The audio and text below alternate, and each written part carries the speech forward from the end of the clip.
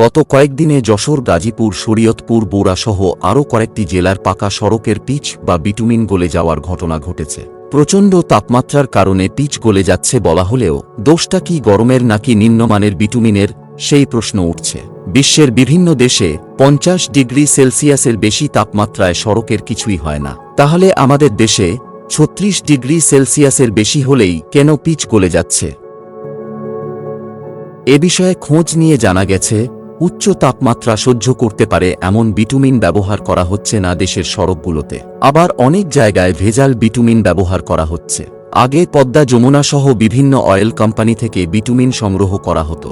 এখন বিষয়টি চলে গেছে সিন্ডিকেটের হাতে।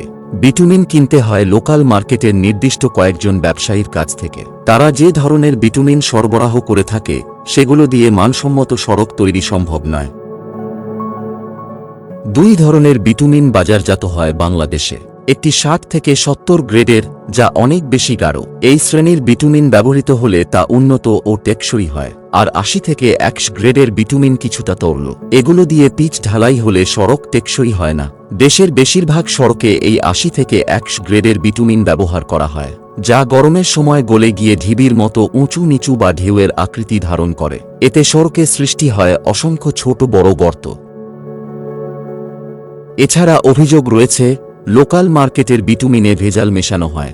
ভালো মানের বিটুমিন এনে তাতে ভেজাল মিশিয়ে পরিমাণ বাড়ানো হয়। একই সঙ্গে বেশি তরলীকরণ করা হয়। সড়ক পরিবহন ও সেতু মন্ত্রণালয়ের নির্দেশনায় সড়কগুলোতে 80 থেকে 100 গ্রেডের পরিবর্তে 60 থেকে 70 গ্রেডের বিটুমিন ব্যবহারের কথা বলা হয়েছে।